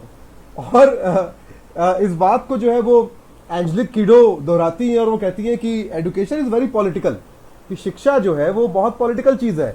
Because when you educate the people then you have a country you can not fool any more. जो है शिक्षा जो है बहुत राजनीतिक बात है, क्योंकि जब आप लोगों को शिक्षित कर देते हो तो आप एक ऐसा देश बनाते हो जिसको आप बेवकूफ नहीं बना सकते हो। तो शिक्षा जो है दरअसल मूलतः एक राजनीतिक चीज है। राजनीति और शिक्षा को ना मिलाने वाली बात अपने आप में एक समस्याजनक बात है। यानी कि हम तब केवल साक्षर लोग पैदा करेंगे, शिक्षित लोग नहीं पैदा करेंगे, क्योंकि जब उनका कोई इन्वॉल्वमेंट सोसाइटी में नहीं होगा तो ये शिक्षित होना नहीं है, ये एजुकेटेड होना नहीं है, ये लिटरेट होना भर है। इंटरेस्टिंग बात यह है कि जो लोग केवल अक्षर ज्ञान रखते हैं वो भी राजनीति में जो है अपना हिस्सा, अपनी भूमिका, और बल्कि शहर के लोगों से, पढ़े लिखे लोगों से ज्यादा बेहतर तरीके से अपनी भूमिका निभाते हैं। ये भूलिएगा नहीं कि कबीर जो है वो अनपढ़ थे, वो इलिटरेट थे, वो अशिक्षित नहीं थे। इसीलिए तो कबीर को याद करते हुए आज के शो को हम जो है वो यहीं पे खत्म करते हैं। कबीर एक बहुत दिलचस्प दोहा कहते हैं। आज सुबह किसी से बात में ये दोहा दोहराया गया कि गुरु कुमार सिख कुंभ है, गड़ी गड़ी काढ़े खोट, अंतर हाथ सहार दे, बाहर बाहे चोट। यानी कि गुरु जो है वो कुम्हार है, शिष्य जो है घड़ा है, और जैसे कुम्हार घड़े को आकार देते समय जब वो गोल करता है, उसको शेप देता है गीली मिट्टी को, तो वो अंदर से हाथ लगा के सहारा देता है और बाहर से उसको ठोकता रहता है।